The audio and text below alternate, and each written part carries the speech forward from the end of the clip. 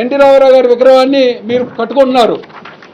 అక్కడ ఎందుకు మీరు కట్టుకోలేరు చెప్పండి? మీరు 100 అడుగులు జెండా కట్టుకోండి, జెండా దిమ్మలు 200 అడుగులు కట్టుకోండి, మాకేంటి నష్టం? ఇదంతా నీ పొలిటికల్ డైవర్షన్ కోసం నువ్వు ఆడుతున్నటువంటి నాటకాలు, డ్రామాలు.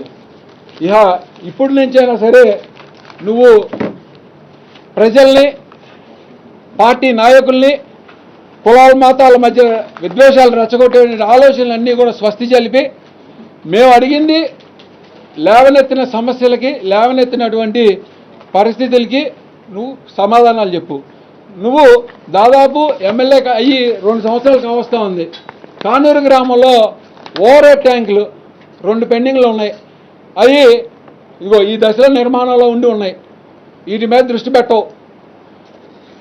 ఇగో 6 ఆర్ఓ ప్లాంట్లు నిరుపయోగంగా ప్రజలకి, పేద ప్రజలకి అందుబాటులో లేనటువంటి పరిస్థితి ఉంది. మేము అడిగాం, దీనికి సమాధానం చెప్పవు. 2 సంవత్సరాలుగా వస్తూ ఉంది. ఈ మున్సిపాలిటీలో ఈ ఆర్ఓ ప్లాంట్లు పనిచేయు, నువ్వు ట్యాంకుల నిర్మాణం చెయ్యు అడిగితే మమ్మల్ని బూతులు తిడతావు, లేకపోతే దాడులు చేస్తావు, నేను చెప్పిందే వేదం అంటావు.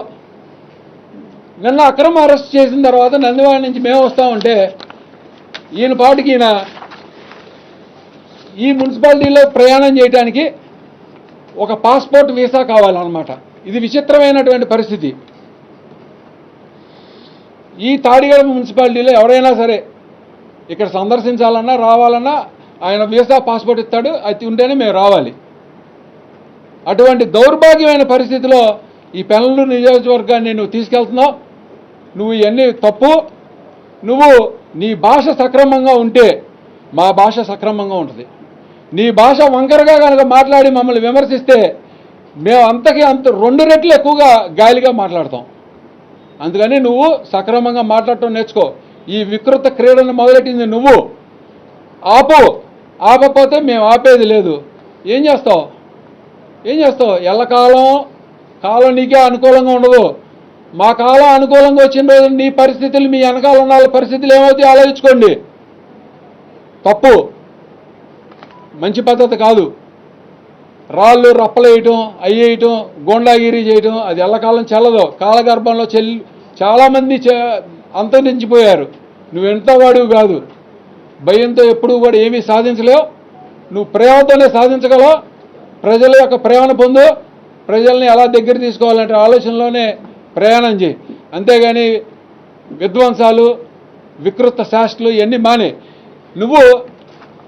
మేము 2019 నుంచి 24లో మేము నీకు ఎన్టీ రామారావు గారి విగ్రహాలు, రాజశేఖర రెడ్డి గారి విగ్రహాలు మేము నెలకొల్పితే మీరు వాటిని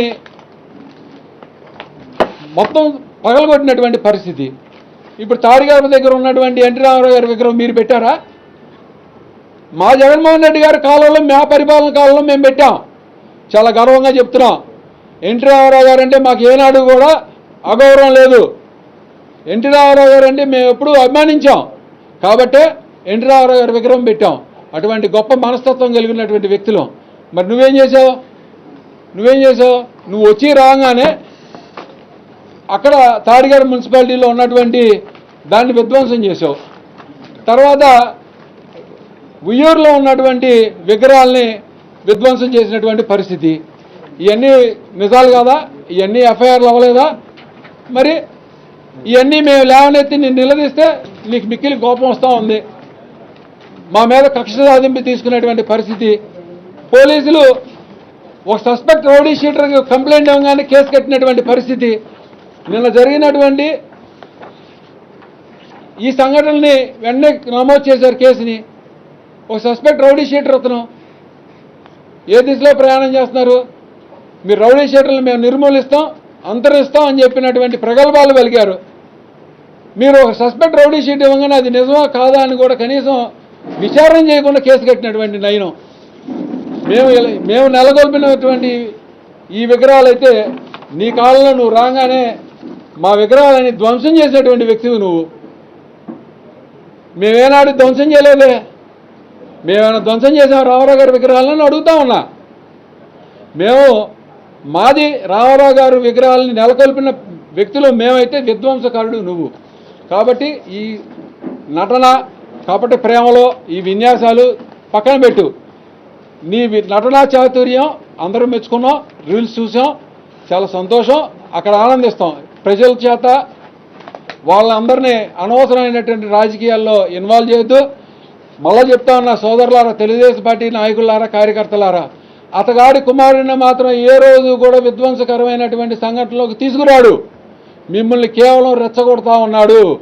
వాళ్ళ కుమారుడిని కేవలం చక్కగా బొమ్మల మీద వేసుకుంటానికి మాత్రమే వాడుకుంటాడు. ఆయన మాయలో పడి మీరు ఈ విధ్వంసాలకు పాల్పడి కేసులు పెట్టించుకుని మీరు తిరిగి మీరు ఇబ్బంది పడి మమ్మల్ని ఇబ్బంది అయితే పెట్టద్దు. మేము మీతో గొడవ పడాలని మేము సిద్ధంగా లేము. కానీ మా జోలికి వస్తే మాత్రం ఊరుకునేది, ఉపేక్షించేది 100% ఉండదని హెచ్చరిస్తా ఉన్నా. మా జోలికి వస్తే మాత్రం దెబ్బకి 2 దెబ్బలు ఉంటాయి. మేమైతే ఖచ్చితంగా ఈ విధ్వంసానికి మేము చాలా దూరం. మీరు కనుక మా మీద దాడులు చేస్తే మాత్రం ప్రతి దాడికి కూడా సిద్ధంగా అండి. కాలం ఎప్పుడు మీకు ఉండదు. ఇది మాత్రం హెచ్చరిస్తూ ఇటువంటి తగు పిచ్చి శాస్త్రాలు ఇప్పటికైనా సరే బుద్ధి తెచ్చుకుని మాని సక్రమైన మార్గంలో నడవాలని నేను కోరుకుంటూ మీ ద్వారా తెలియజేస్తా ఉన్నాను. ఇప్పుడు ఏమైనా ఉన్నాయన్నా? జెండా దిమ్మలో ఆ ప్రక్రియ అంతా కొనసాగించినటువంటి వ్యక్తి కొండా గారు, బోయిన కొండా గారు. ఆయన ప్రస్తుతం జనసేన పార్టీలో ఉన్నారు. ఆయన మా తాతగారికి శిష్యుడు. ఆయన మా తాతగారు మరణిస్తే ఆయన పాడి మోసుకొని తీసుకెళ్ళినటువంటి వ్యక్తి అతను. వాళ్ళు అలా దయనీయమైన పరిస్థితిలో ఉన్నటువంటి ఆ విగ్రహాన్ని చూసి వాళ్ళు ముందుకు వచ్చి మేము చేస్తామంటే మా నాన్నగారు మా తండ్రి గారు చేయను అని చెప్పి ముందుకు పంపించారు. మేము ఏనాడు కూడా అక్కడికి వెళ్ళినటువంటి సందర్భం లేదు. వాళ్ళు అది తీసి మెరక చేసి ఫ్లోరింగ్ వేసే క్రమంలో వాళ్ళు అక్కడ ఉన్నటువంటి సస్పెక్ట్ రౌడీ షీటర్ ఎవడో అయితే ఉన్నాడో వాడు వెళ్ళి అక్కడ గొడవ చేస్తుంటే నేను ఇంటికాడ నుంచి ఈ ఫామ్ హౌస్కి వస్తా పరిస్థితులు చూశాను. పోలీసులు ఉన్నారు అక్కడ. ఆగి ఏం జరుగుతుంది ఏంటాను అడిగితే ఇది ఇలా అతగాడు వాళ్ళ మీద దూషిస్తూ ఉన్నాడు. నీకేదైనా ఉంటే వెళ్ళి పోలీస్ స్టేషన్లోకి వెళ్ళి కంప్లైంట్ ఇవ్వు. పోలీసు వారు తగు విచారణ చేసి తగు నిర్ణయం చేస్తారు. మీరు వ్యక్తిగతంగా ఇక్కడ కొట్టుకోవద్దని చెప్పారు. దాన్ని సరే నేను ఉన్నటువంటి ఫోటో కావాలంటే ఇది నిజం, నేను వాళ్ళతో చెప్పిన మాట యథార్థం. దాన్ని నేనేదో పగలు కొట్టేసాను. నేను నుంచున్న మాట యథార్థం. ఇదిగోండి నుంచునే ఉన్నా. దాన్ని వాళ్ళు వక్రీకరించి అధికారం ఆయన చేతిలో ఉంది కదా అని చెప్పి ఆయన చేసేటువంటి వికృత క్రీడ పని ఆయన నిజంగానే చేయాలనుకున్నాడు. తప్పు జరిగింది అనుకుందాం, పని ఆయన చెప్పిందే అనుకున్నాం. ఇక్కడ వాళ్ళు పగలు కొట్టారనే అనుకుందాం మనం కాసేపు. మరి ఆయన ఇక్కడ కట్టాలి కదా, ఇక్కడ ఎందుకు కట్టాడు? ఎమ్మెల్యే గారు ఇక్కడ కట్టాలి కదా, ఇక్కడ ఎందుకు కట్టాడు? అందుకని మేము ఏనాడు కూడా విధ్వంసానికి ఎప్పుడు వ్యతిరేకమే. ఇంకో అతగాడు మొన్న ఈ మధ్య ఏదో ఒక దాంట్లో నేను చదివా, ఏదో కబ్జాలని. నేను మళ్ళా మీ ద్వారా సూటుగా చెప్తున్నా, ప్రసాదు, ఎమ్మెల్యే ప్రసాద్ నీకే చెప్తున్నా. నువ్వు గతంలో 2014 నుంచి 19 వరకు ఎమ్మెల్యేగా కొనసాగావు. 19 నుంచి 24 వరకు ప్రతిపక్షంలో కొనసాగావు. మళ్ళా ఇప్పుడు ఎమ్మెల్యేగా 2 సంవత్సరాలు అయింది నువ్వు అధికారంలోకి వచ్చి.